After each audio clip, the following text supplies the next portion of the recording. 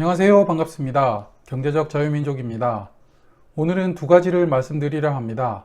첫 번째로는 1월 4주차에 청약을 진행하는 프레스티지 바이오파마라는 종목에 대한 소개이고요. 개인적으로는 1월 공모를 추진하는 종목 중에서 가장 경쟁률이 치열한 종목이지 않을까 생각합니다. 두 번째로는 이제 21년 1월에 공모를 추진하는 일부 종목부터 청약한 주식을 배정하는 방식이 변경이 됩니다. 변경 내용하고 어떻게 하면 좀 더 유리한지를 알아보도록 할게요. 자, 그럼 이제 프레스티지 바이오파마부터 시작합니다. 1월 4주차도 청약을 진행하는 종목은 현재까지 5개입니다. 3주차와 마찬가지로 많네요. 계속 언급드리지만 항상 임박해서 한두 개는 2월로 연기한다라는 생각을 하고 있고요. 그래서 연기가 될 때마다 후속 영상을 준비할 때 같이 꼭 말씀을 드리도록 하겠습니다. 1월 3주차 후반부에 솔로엠과 핑거가 공모를 진행하는데 환불일이 26일 화요일이죠. 그래서 이거 두 종목 청약하시고 환불금으로 1월 4주차 전반부 3종목 들어가시면 일정이 딱 맞습니다. 5종목 중에서 오늘은 대물인 프레스티지 바이오파마만 단독으로 소개를 드리고요. 후속 영상으로 두 종목씩 나누어서 말씀드리겠습니다. 지금 보시는 영상은 프레스티지 바이오파마의 홍보 영상입니다.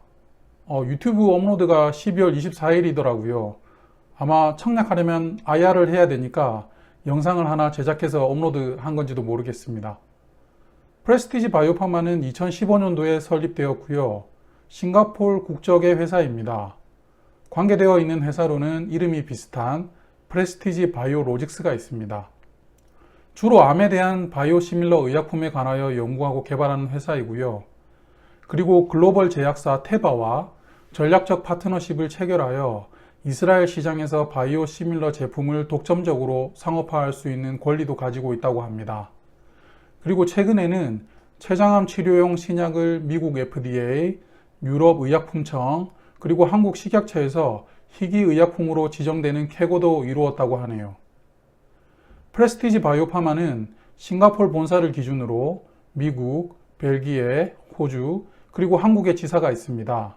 한국 지사는 식약처가 위치하고 있는 충청북도 오송에 같이 있네요.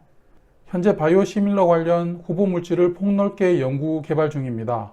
일부 물질은 3상 단계가 진행 중인 물질도 있네요. 이제 본론으로 돌아가서 공모 내용 좀 볼게요. 청약일은 1월 25일 월요일부터 26일 화요일까지이고요. 시장이 코스피입니다. 바이오 종목인데 코스피라니 뭔가 느낌이 오시지 않습니까? 공모가액은 하단 25,000원, 상단 32,000원인데 대박 종목들은 상단 금액을 뚫고 공모가가 확정되는 경우가 있더라고요. 최근에 명신산업이 그랬습니다. 바이오파마도 한번 기대해 보도록 하겠습니다. 공모 주식 수는 약 1,534만 주고요. 주식 숫자가 굉장히 복잡하네요. 그 중에서 일반 투자자들에게는 20% 물량인 약 307만 주를 배정하였습니다. 공모 금액으로는 약 4,900억 정도가 모집될 것 같네요. 대표 주관사는 삼성증권이고요. 약 215만 주에 대해 1인당 청약 한도로 10만 5천 주를 부여하였습니다. 1인당 청약 한도를 꽤 많이 부여했네요. 공동 주관사로 KB증권이 함께하고 92만 주에 대해 1인당 청약 한도는 3만 6천 주입니다. 삼성증권 기준으로 청약을 맥스로 들어가려면 증거금이 약 16억 8천만 원이 필요하더라고요. 아마 맥스로 청약하시는 분이 많지는 않을 것 같네요. 다음은 주주 현황입니다. 사실 유통 물량 말고는 큰 관심 없죠. 유통 물량은 약 1600만 주, 비율로 따지니까 26.5%입니다. 비중이 너무 좋네요. 그리고 이런 종목들은 기관들도 배정을 더 받으려고 보유 확약을 공격적으로 배팅하는 기관들이 나올 것 같아요. 그래서 잘하면 20% 초반까지도 유통 물량이 떨어질 수 있지 않을까 예상해 봅니다. 그리고 개인적으로 바이오 종목 청약 참여를 검토할 때 재무 현황은 저는 보질 않습니다. 재무 현황을 보면 참여할 수 있는 종목이 거의 없겠더라고요. 그래도 올해 유동 비율하고 부채 비율을 큰 폭으로 개선한 점은 긍정적으로 생각합니다. 재무 구조를 보지 않았으니 주당 가치도 생략입니다. 어차피 동종업계인 생물공학업종 PER을 보시면 마이너스 58입니다. 참고가 안 되겠죠. 공모가 상당 금액 기준으로 상장하면 예상되는 시가총액은 1조 9천억이네요. 상장 당일 따상이 나오면 시가총액은 4조 9천억 원이 됩니다. 자, 정리할 시간이네요. 원래 금년도 12월에 상장하려다가 내년 1월로 연기한 종목입니다. 앞서 말씀드린 것처럼 바이오 종목 소개할 때 파이프라인이 어떻고 신약 개발이 2상이네 3상이네 뭐 이렇게 어려운 거 다 모르셔도 바이오 종목인데 코스피로 상장하네, 이것만 해도 아마 빠른 분들은 감이 오실 것 같아요. 그리고 청약 규모가 꽤 커서 총 증거금이 꽤 많이 모일 것 같아요. 경쟁률이 1000대 1 정도 나온다는 가정을 해보면 총 증거금으로 48조 정도 모이지 않을까 싶습니다. 참고로 금년도 대박 종목인 SK바이오팜이 47조가 모였습니다. 느낌 오시죠? 그리고 청약 배분 방식은 기존 방식인 비례 방식을 적용하는데요. 이게 무슨 소리인지 바로 뒤에서 설명을 드리겠습니다. 자, 그럼 이제 21년도부터 변경되는 공모주 배정 방식에 대해 말씀을 드려볼게요. 지금까지는 청약 증거금을 많이 넣으면 배정받는 주식수가 많아지는 비례 방식으로 배분을 해왔습니다. 물론 돈이 많다고 무제한 청약금을 넣을 수 있었던 건 아니고요. 1인당 청약 한도 안에서 청약금을 맥스로 넣는 사람이 주식을 좀 더 많이 배정받을 수 있었던 것이죠. 하지만 21년부터는 기존의 비례 방식으로 50%를 배정하고 50%는 균등 방식으로 배정을 합니다. 균등 방식이 뭐냐면 청약을 참여한 사람 모두에게 균등하게 배분하는 방식이에요. 말이 어려우니 예시를 한번 들어볼게요. 일반 공모로 20만 주를 모집하는 종목이 있다고 가정할게요. 그리고 이 종목에 10만 명이 청약을 신청을 했습니다. 자, 그럼 20만 주에서 50%인 10만 주를 청약에 참여한 모든 사람에게 균등하게 배분하니까 10만 명이 참여했으니 1인당 한 주씩 받는 거죠. 이게 균등 방식입니다. 그럼 또 이런 생각이 들죠. 이거 청약 증거금이 문제가 아니고 청약에 참여하는 머릿수가 중요한 거네요. 가족 계좌를 좀 다 동원하는 게 유리할 것 같다, 이렇게 생각하시는 분들 많을 것 같아요. 그런데 딱 봐도 뭔가 좀 불법스럽지 않습니까? 그렇습니다. 바로 차명계좌 이슈가 생기는 거죠. 그런데 공모주 청약 한도를 피하기 위한 차명계좌는 가능하다고 2014년도에 금융위원회에서 결론을 내렸습니다.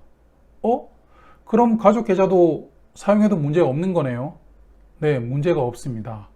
동원하실 수 있으면 충분히 동원하시는 게 한 주라도 더 받는 방법이 되겠습니다. 물론 부동산 규제처럼 언제 변경할지 모르므로 합법적으로 할 수 있을 때 충분히 활용하시면 되겠습니다. 그리고 두 번째로는 일반 투자자들에게 5%를 더 준다고 합니다. 하이힐드 펀드라는 곳에 10% 배정하던 것을 5%로 줄이고 일반 투자자들에게 25%를 배정한다고 하네요.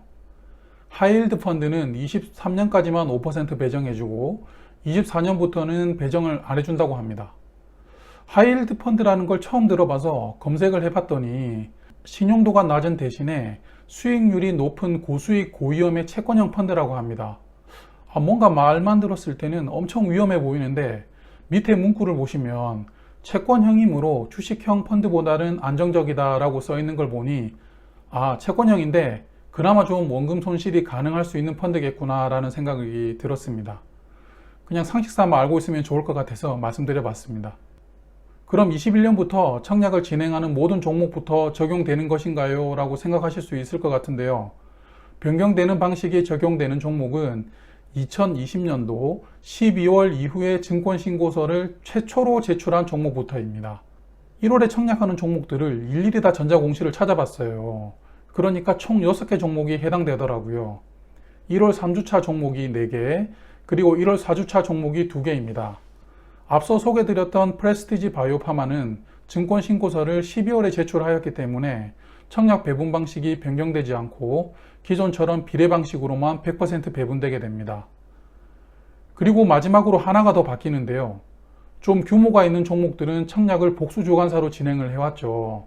앞서 소개드린 프레스티지 바이오파마도 삼성증권과 KB증권에서 청약을 진행할 수 있었죠. 지금까지는 삼성증권에서도 청약을 신청하고 KB증권에서도 청약을 신청해서 돈이 많은 투자자들이 배정을 더 많이 받는 방법으로 활용할 수 있었습니다만 21년부터는 이제 못하게 막는답니다. 다만 바로 시행되는 건 아니고요.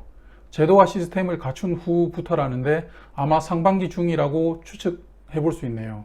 하지만 당장 1월은 적용되지 않을 것 같다는 생각입니다. 오늘은 1월 4주차에 청약을 진행하는 프레스티지 바이오파마와 21년 청약 관련 변경되는 제도에 대해서 말씀드렸습니다. 오늘도 어김없이 시청해주신 많은 분들께 감사드립니다. 경제적 자유민족이었습니다.